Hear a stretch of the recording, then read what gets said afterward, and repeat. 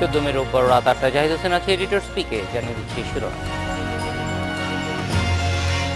বনানীর Raintree hotel থেকে মদ উদ্ধার, অনিয়মে প্রমাণ খুঁজতে আপন জুয়েলার্সে তল্লাশি।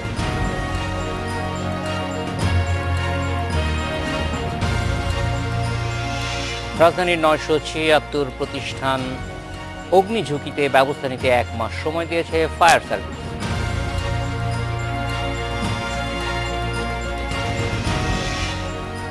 জমি বেচাকেনায় মূল্য নির্ধারণ পদ্ধতি তুলে দিচ্ছে সরকার, রেমিটেন্স দিতে হবে না মাসুল।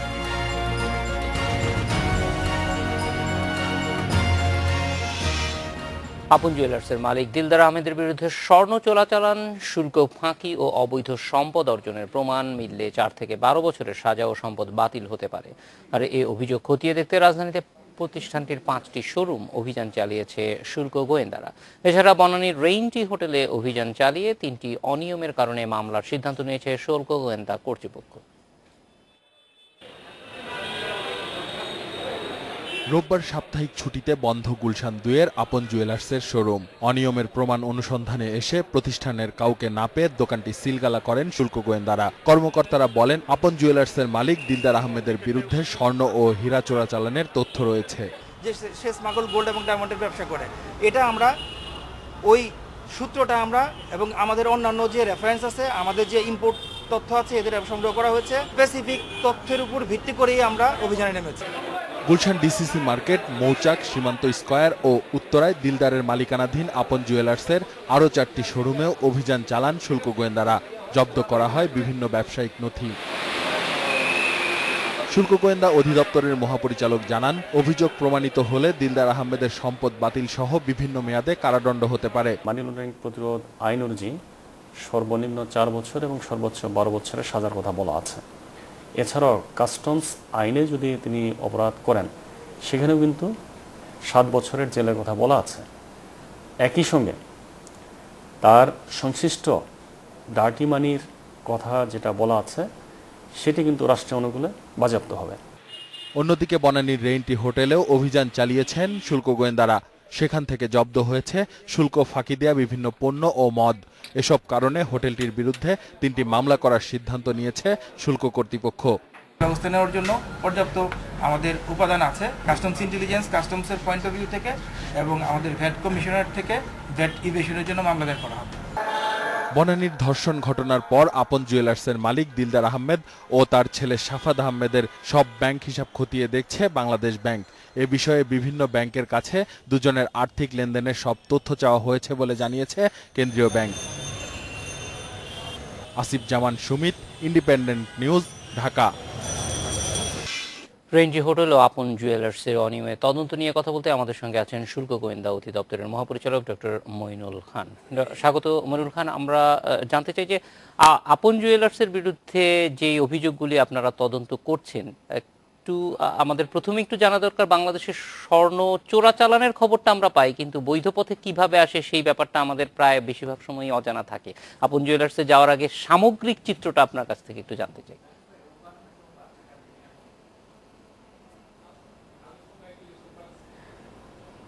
আপনারা জানেন যে স্বর্ণ চোরাচালান আমাদের জন্য অত্যন্ত এখানে একটা স্পর্শকাতর জায়গা, কারণ এখান থেকে কিন্তু ডার্টি মানির সূচনা হয়।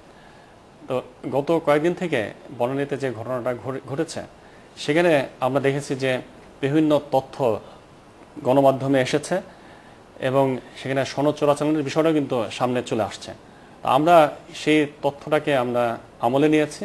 এছাড়াও আমাদের কাছে আগে যে তথ্য ছিল, এই স্বর্ণ ব্যবসার আড়ালে অস্বচ্ছতার একটা অভিযোগ আমাদের কাছে আগেই ছিল, তো সেটাকে আমরা কম্বাইন করে আমরা আরও ডিটেল বিশ্লেষণ করে দেখেছি যে এই স্বর্ণ ব্যবসায়ীর গত 5 বছরে তার কোনো ইম্পোর্ট নেই।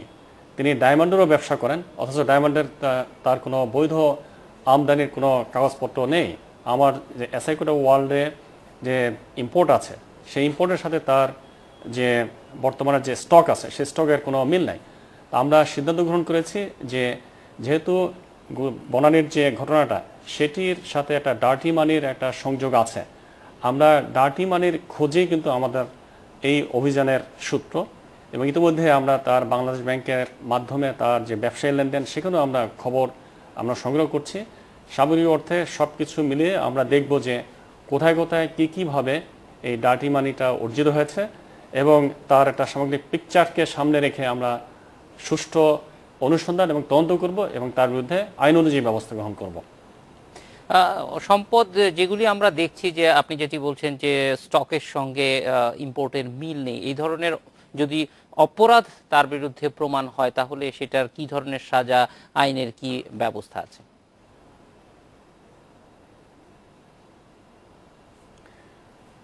যদি এরকম দেখা যায় যে স্মাগলিংয়ের মাধ্যমে এই গোল্ডটা আনা হয়েছে তাহলে তো আপনারা হয়তো জানেন যে গোল্ড স্মাগলিংয়ের সাজা প্রায় 12 বছর জেল পর্যন্ত হতে পারে। একই সঙ্গে যে গোল্ডটা আমরা উদ্ধার করব সেটা কিন্তু রাষ্ট্র অনুকূলে বাজেয়াপ্ত হতে পারে এবং জরিমানাও হতে পারে।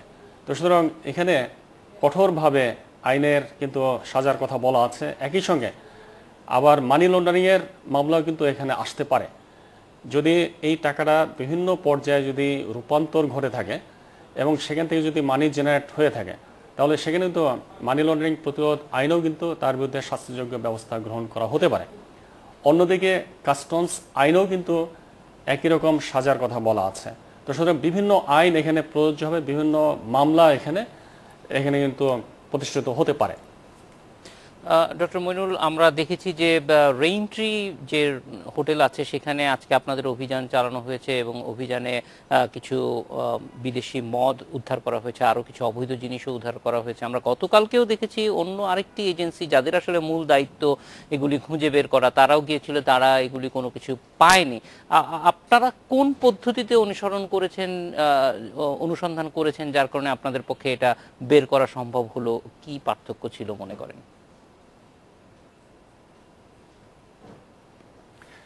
হ্যাঁ, রেইনট্রি আবাসিক যে হোটেলটা সেটা কিন্তু আসলে ঘটনাস্থল। সুতরাং সেই ঘটনাস্থলে যাওয়াটাও আমাদের অনুসন্ধানের অংশ হিসাবে আমরা মনে করেছি।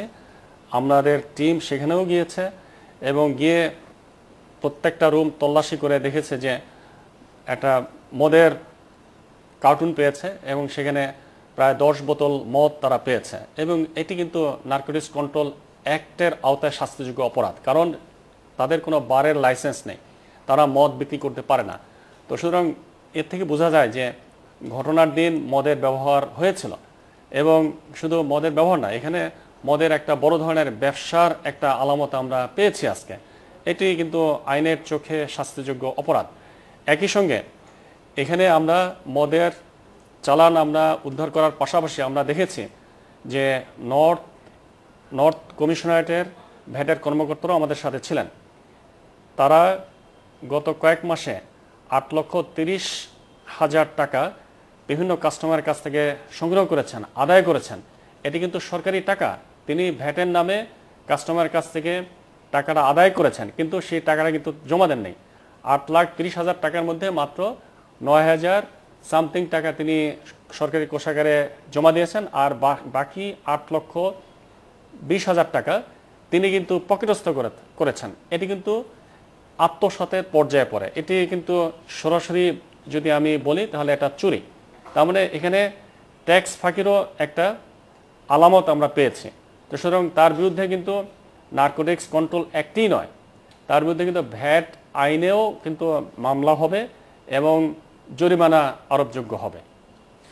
ডক্টর মইনুল খান, আমরা খুবই আশান্বিত বেশ কিছুদিন যাবতই নানান বিষয়ে শুল্ক গোয়েন্দাদের তৎপরতায় দেখা যাচ্ছে, কারণ আমরা শুল্ক গোয়েন্দা যে আলাদাভাবে এক ধরনের কাউন্টার চেক করতে পারে, আমরা দেখি যে এই বিষয়গুলি অবৈধভাবে বাংলাদেশে আসছে, যেই পণ্যগুলি চোরাচালানের মধ্যে দিয়ে বাংলাদেশে আসছে এবং সেগুলির মাধ্যমে যারা অঢেল টাকার মালিক হয়ে যাচ্ছেন তারা সমাজের ভেতরেও নানান রকমের অপকর্ম করছেন এবং বিভিন্ন সময় ধরাও পড়ছেন। ফলে এই প্রক্রিয়াটির মধ্য দিয়ে এটাকে যথেষ্ট শক্তিশালী করবার মতো লোকবল এবং ব্যবস্থা আপনাদের বিভাগের আছে কিনা? জি, আপনি চমৎকার একটা বিষয় সামনে নিয়ে আসছেন। আসলে আমরা সীমিত সম্পদের মধ্যে কাজ করছি, কিন্তু সরকার অত্যন্ত সজাগ এবং তারা কিন্তু আমাদের দিকে সুদৃষ্টি দিয়েছেন। ইতিমধ্যে আমাদের জনবল, প্রশিক্ষণ এবং রিসোর্স এগুলো দেওয়ার মাধ্যমে আমাদের প্রতিষ্ঠানটা শক্তিশালী করার উদ্যোগ নিয়েছেন, এটা একটা ভালো দিক। আর আপনারা দেখেছেন যে সাম্প্রতিককালে আমরা বড় বড় অপরাধ আমরা চিহ্নিত করেছি এবং জড়িত যারা আছে তাদের কিন্তু শাস্তিমূলক ব্যবস্থার মধ্যে আমরা নিয়ে আসছি। এখানে আমরা আইন সবার জন্য সমানভাবে আমরা প্রয়োগ করার চেষ্টা করেছি। সরকারের সুশাসনের একটা জায়গা আমরা তৈরি করেছি, মানুষের আস্থা কিন্তু তৈরি করতে পেরেছি। আপনারা দেখেছেন যে ইতিমধ্যে আমরা গাড়ি ধরেছি, স্বর্ণ ধরেছি, আমরা বিভিন্ন রকম মাদকদ্রব্য ধরেছি। আপনার চট্টগ্রামে কোকেন উদ্ধারের কথা নিশ্চয়ই অনেকে গণমাধ্যমের মাধ্যমে অনেকে জেনেছেন। আমরা ইয়াবা ধরেছি, সীসা ধরেছি, আর অনেক মিস ডিক্লারেশনের মাধ্যমে পণ্য ধরেছে। সুতরাং আমাদের কিন্তু একটা ব্যাপক কার্যক্রম আছে, ইতিবাচক এবং দৃশ্যমান কিন্তু উপস্থিতি আছে। আমরা নিশ্চয়ই আমাদের প্রতিষ্ঠানটাকে শক্তিশালী করার মাধ্যমে এই যে অপরাধমূলক কার্যক্রমের মূল যে চালিকা শক্তি অবৈধ অর্থ, এই অবৈধ অর্থের প্রভাবটা আমরা চাপের মধ্যে রাখতে পারবো বলে আমাদের বিশ্বাস। ডক্টর মইনুল, এই ক্ষেত্রে একটু বলতে চাই যে অবৈধ অর্থ ধরার ক্ষেত্রে যেমন আপনাদের একটা বড় শক্তিশালী অবস্থান থাকা দরকার, আবার একই সঙ্গে যখন ধরেন ভ্যাটের মতো কার্যক্রমগুলি আরও বেশি শক্তিশালী হবে, তখন কিন্তু দেশীয় উদ্যোক্তারা বরং বিপদে পড়ে যেতে পারে যদি অবৈধভাবে যেই পণ্য বাংলাদেশে আসছে সেটাকে ঠিকমতো কাউন্টার করা না যায়। এবং সেক্ষেত্রে আমার মনে হয় যে শুল্ক গোয়েন্দা অধিদপ্তর একটা বড় ভূমিকা রাখতে পারে। সেই বিষয়টি সরকার কিভাবে দেখছে, আপনারা কিভাবে দেখছেন? জি, আপনি ঠিকই বলেছেন। চোরাচালানকৃত পণ্য কিন্তু শুল্ক দেয় না, যার ফলে এই পণ্যগুলোর যে কম্পিটিটিভ ইন্ডাস্ট্রি বাংলাদেশে আছে তারা কিন্তু এক ধরনের কঠিন প্রতিযোগিতার মধ্যে পড়ে, কারণ তারা কিন্তু বিভিন্নভাবে ট্যাক্স দেন, কিন্তু চোরাচালানকৃত পণ্য কিন্তু ট্যাক্স দিতে হয় না, এবং যার ফলে দেশীয় উদ্যোক্তা তারা কিন্তু মার খাচ্ছে, তারা কিন্তু টিকে থাকতে পারছে না। তো সুতরাং আমরা কিন্তু দেশীয় যেসব ব্যবসায়ী সংগঠন আছে, ব্যবসায়ীরা আছেন, অংশীজন আছে, তাদেরকে সম্পৃক্ত করে কিন্তু আমরা আমাদের চোরাচালানকৃত যে অভিযান সেটা কিন্তু আমরা শক্তিশালী করতে যাচ্ছি। এবং আমাদের অভিযানে কিন্তু দেশীয় যারা ব্যবসায়ী সংগঠন আছে, ব্যবসায়ীরা আছেন, তারাও কিন্তু সমর্থন করছেন। তাদেরকে সাথে রেখে কিন্তু সবাইকে সাথে রেখেই সম্পৃক্ত করে কিন্তু আমরা আমাদের অভিযানগুলো পরিচালনা করছি। ডক্টর মইনুল খান, অনেক ধন্যবাদ আমাদের সঙ্গে যোগ দেওয়ার জন্য। এডিটর স্পিকে নিচ্ছে একটা বিরতি।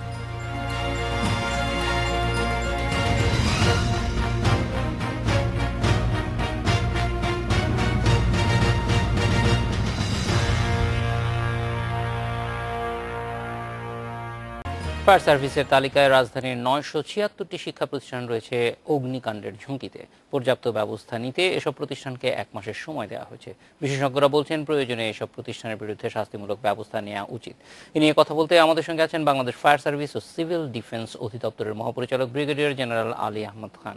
স্বাগত জনাব আলী আহমদ খান। আমরা জানি যে 976টি প্রতিষ্ঠানকে আপনারা চিহ্নিত করেছেন, কিসের ভিত্তিতে এগুলি চিহ্নিত করা হয়েছে এবং শিক্ষা প্রতিষ্ঠানগুলোকে কি ধরনের পরামর্শ দেয়া হয়েছে যেন তারা এই ঝুঁকি থেকে বের হয়ে আসতে পারে?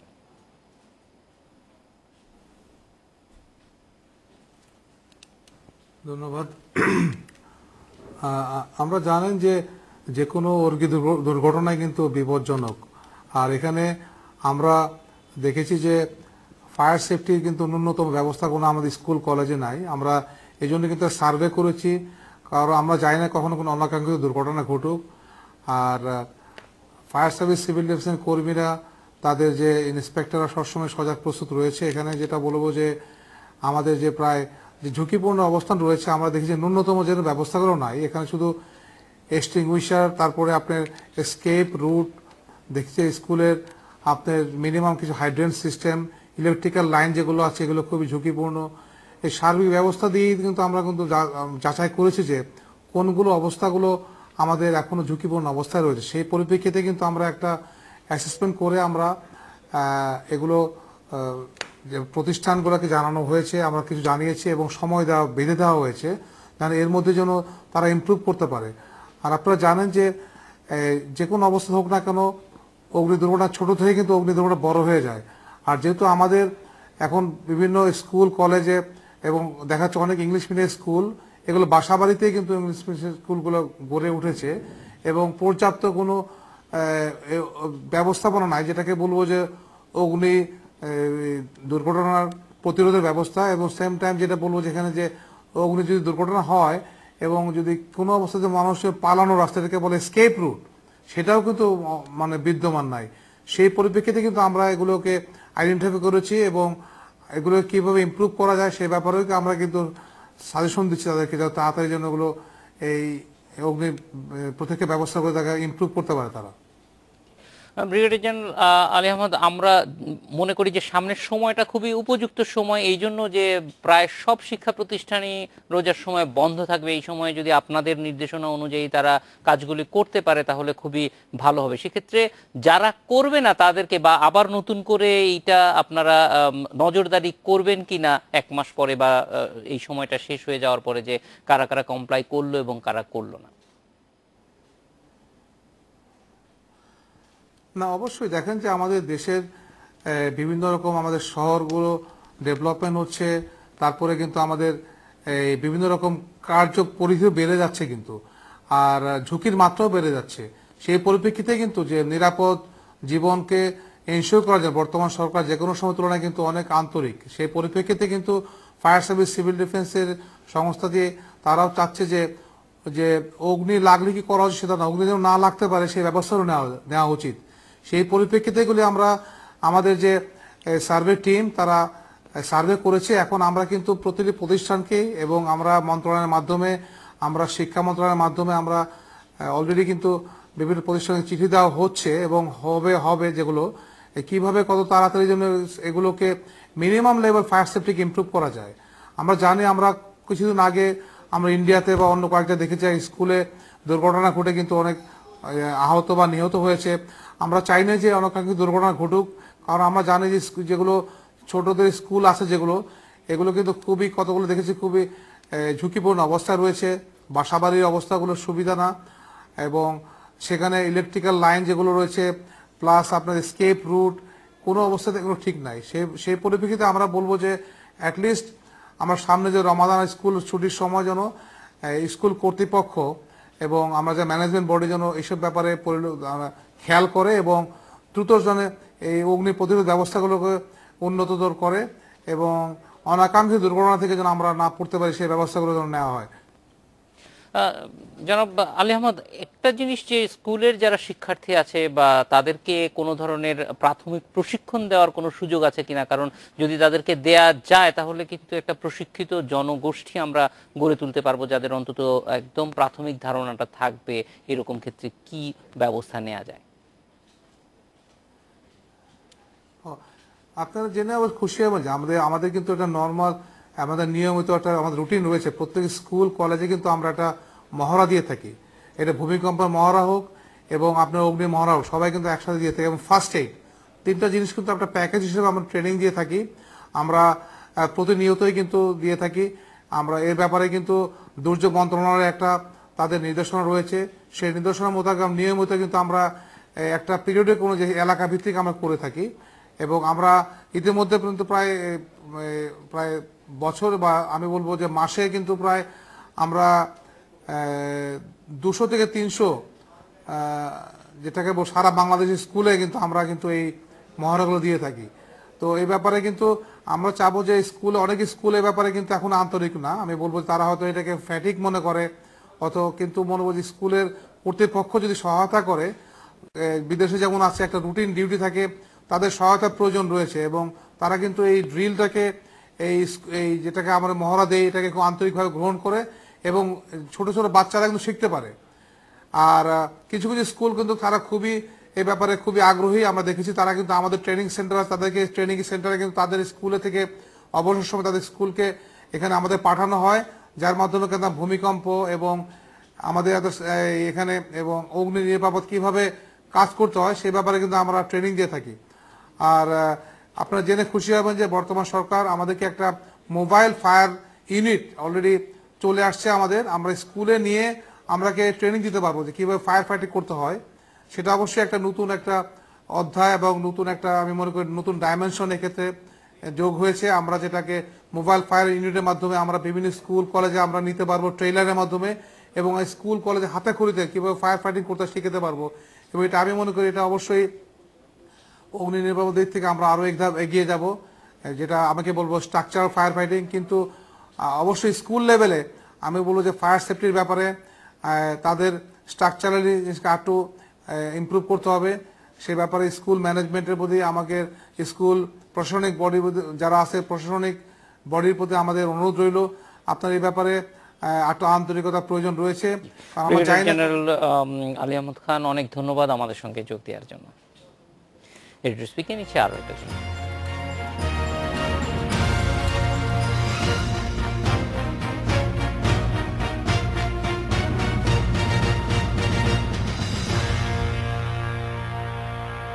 অর্থ পাচার রোধে জমি বেচাকেনায় মূল্য নির্ধারণ পদ্ধতি তুলে দিচ্ছে সরকার। এছাড়া রেমিটেন্স প্রবাহ বাড়াতে প্রবাসীদের অর্থ পাঠাতে দিতে হবে না মাসুল।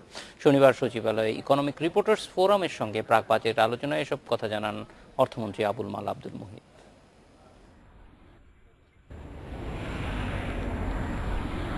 সরকারিভাবে এলাকাভেদে ন্যূনতম জমির দাম নির্ধারণ করা আছে, কিন্তু নিবন্ধন ফি ফাঁকি দিতে জমি বেচাকেনায় প্রকৃত মূল্য গোপন রাখেন জমির মালিকরা। এতে বিশাল অঙ্কের রাজস্ব হারায় সরকার, পাশাপাশি অপ্রদর্শিত হয়ে যায় বড় অঙ্কের অর্থ, আর এই অর্থই পাচার হয়ে যায় কালো টাকা হিসেবে। তাই অর্থ পাচার বন্ধে আগামী বাজেটে জমির নির্ধারিত মূল্য পদ্ধতি তুলে নেওয়ার কথা জানান অর্থমন্ত্রী। আমরা একটা ল্যান্ড প্রাইস ফিক্স করে দিই, কিন্তু অ্যাকচুয়াল প্রাইস অনেক বেশি হয়। এই টাকা কি করবে? এটা দেশে ব্যবহার করতে পারে না কালো টাকা। আমরা এখন চিন্তা করছি কোনো ল্যান্ড প্রাইস রাখবো না। চলতি বছর রেমিটেন্স প্রবৃদ্ধি কমে যাওয়ায় আগামীতে বিনা খরচে প্রবাসীদের অর্থ পাঠানোর সুযোগ দেবার কথা জানান অর্থমন্ত্রী। এখন আমরা চার্জ করি যখন তারা টাকা পাঠায়, প্রধানমন্ত্রী বলেছেন চার্জ করবেন। I think will do it. প্রধানমন্ত্রীর সাজেশন ইজ এ নির্দেশনা। পুঁজিবাজারে বহুজাতিক ও সরকারি প্রতিষ্ঠানের তালিকাভুক্তির দাবি আসে ইআরএফ এর সাথে প্রাক বাজেট আলোচনায়। আমলাতন্ত্রে যারা আছে তাদের অনেকেই চান না যে কোম্পানিগুলো পুঁজিবাজারে যাক, গেলে যেহেতু স্বচ্ছতা জবাবদিহিতা বেড়ে যায়, সেক্ষেত্রে স্যার তাদের যে মিস ইউজের জায়গাটা, ক্ষমতার যে অপব্যবহার থাকে, সেই জায়গাগুলো স্যার সংকুচিত হয়ে আসে। এখন আমি বহুজাতিক কোম্পানিকে বলতে পারি তোমার শেয়ার ছাড়ো।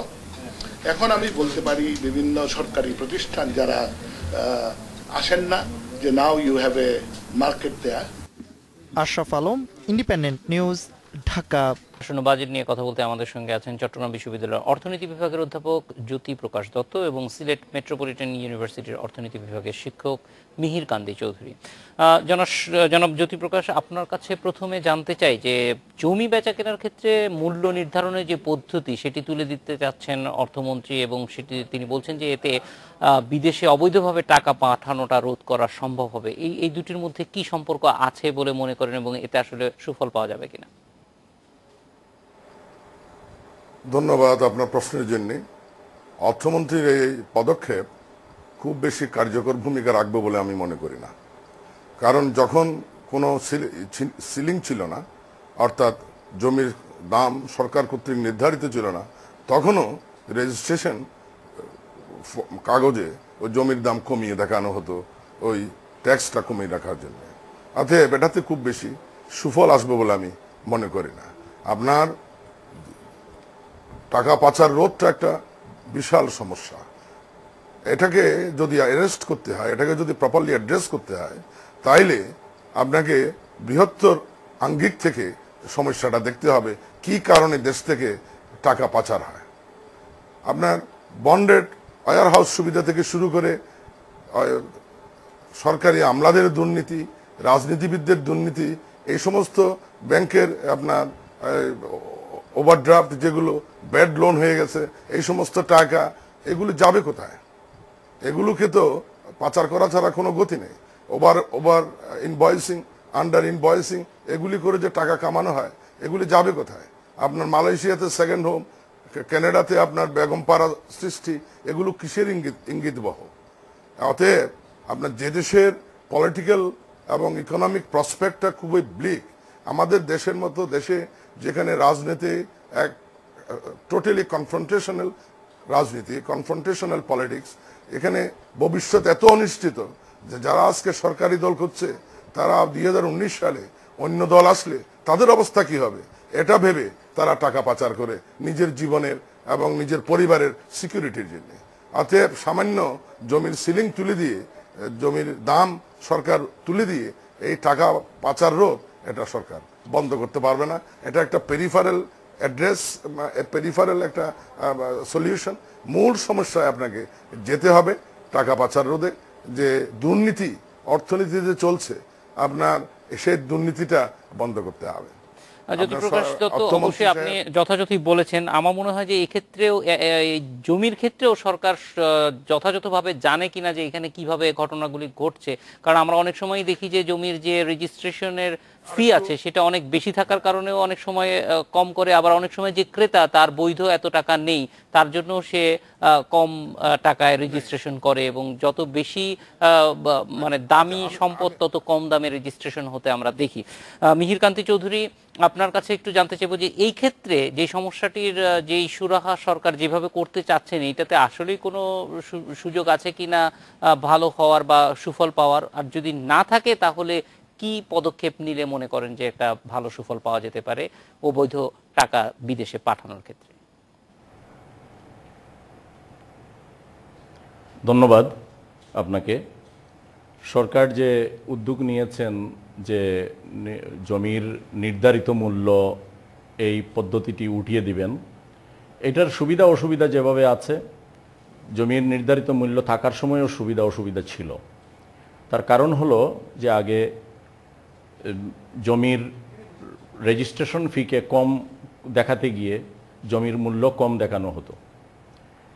আর অনেক সময় হয় কি যে জমির অধিক মূল্যমানের যে জায়গাটা আছে সেই জায়গাতে সরকার নির্ধারিত হয়তো প্রকৃত মূল্যের চেয়ে সরকার নির্ধারিত হয়তো জায়গার মূল্যটি কম, যার জন্য সেখানে রেজিস্ট্রেশন ফি কম আসছে এবং রাজস্ব কম আসছে।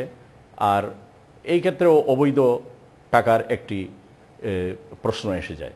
সুতরাং আগে যেভাবে নির্ধারিত মূল্য থাকার সময়ও অবৈধ টাকার প্রশ্ন ছিল, সুযোগ ছিল, এখনও কিন্তু সেটা থাকবে। আর সবচেয়ে বড় বিষয় হলো যে আমাদের যে পদ্ধতিগত যে জটিলতা, যেটা দুর্নীতি, সেটা দূর করতে হবে।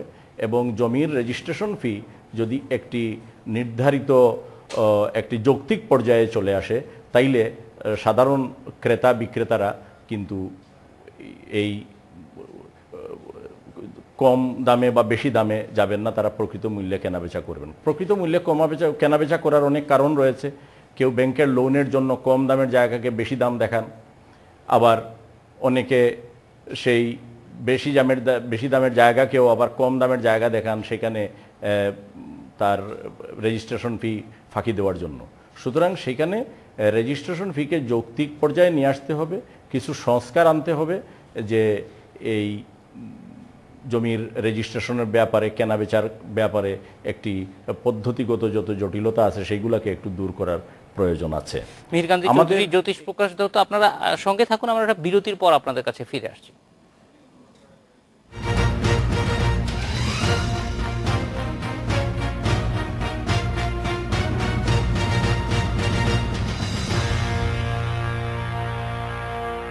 বাজেট নিয়ে কথা বলতে আমাদের সঙ্গে আছেন চট্টগ্রাম বিশ্ববিদ্যালয়ের অর্থনীতি বিভাগের অধ্যাপক জ্যোতিপ্রকাশ দত্ত এবং সিলেট মেট্রোপলিটন ইউনিভার্সিটির অর্থনীতি বিভাগের শিক্ষক মিহিরকান্তি চৌধুরী।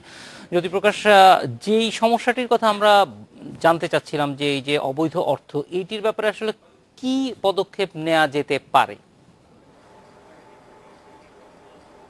অবৈধ অর্থ কোন সোর্স থেকে আপনি বলছেন? মানে যে কোনো সোর্স থেকে, যেটা আমরা ভূমির ক্ষেত্রে আলোচনা করছিলাম, এটা যে বাইরে চলে যাচ্ছে এটাকে কিভাবে আমাদের দেশে রাখা যায়, অথবা মানে প্রক্রিয়াটি কি হতে পারে? না, দেশে যে অবৈধ অর্থ জেনারেটেড হয় তার হয়তো একটা অংশ জমি বেচা কেনায় থাকে, বাকি অংশগুলোতে তো আপনার বিভিন্ন কাজে ব্যবহৃত হচ্ছে। আপনার ধরেন আজকে কয়েকদিন আগে যে ঘটনাটা ঘটলো আপন জুয়েলার্স নিয়ে, আপন জুয়েলার্সের নিয়ে যখন ঘটনাটা ঘটলো তখনই শুরু হলো তার তদন্ত। কিন্তু এতদিন ধরে ঢাকা শহরে আপন জুয়েলার্সকে ব্যবসা করেনি, শুল্ক গোয়েন্দাদের চোখের সামনে এরা ব্যবসা করেনি, এখন কেন তৎপর হয়েছে?